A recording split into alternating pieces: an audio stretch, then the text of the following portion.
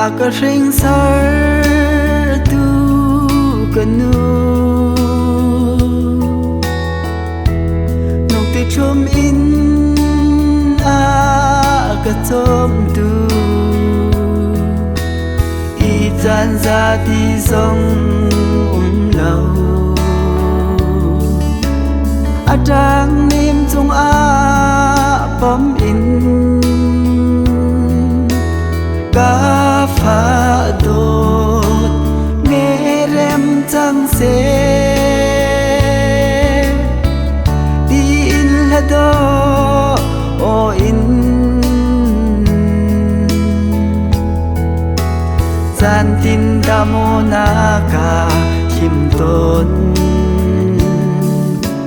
sam kho city lâu ga nu cha za tâm nạp thong in cây ta và thua van mi bằng la ga nu đốt nạc lấy tung qua za kip dài là đô in thang tra tu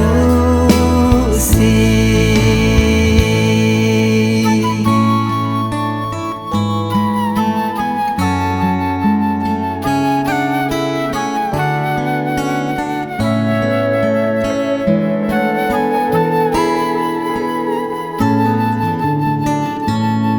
sor hoa lin pha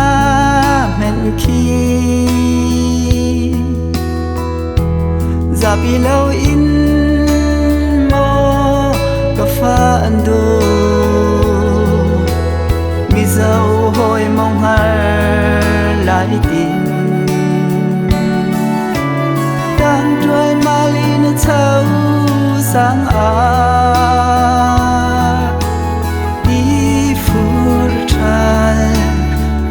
qua xích gian rong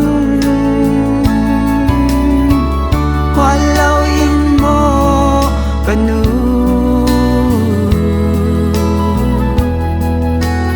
giang nét hay in lâu rian na truan tham kho city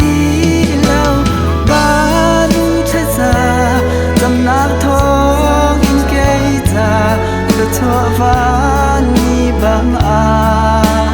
lang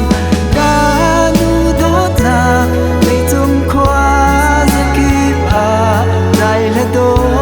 in thang tra tu si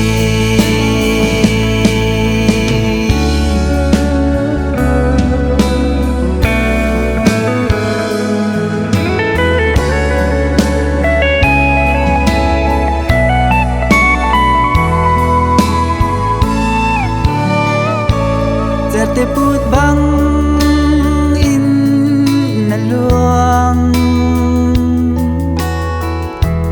na tot na ka riam khâu sim lâu dung ra dong ti lâu tot na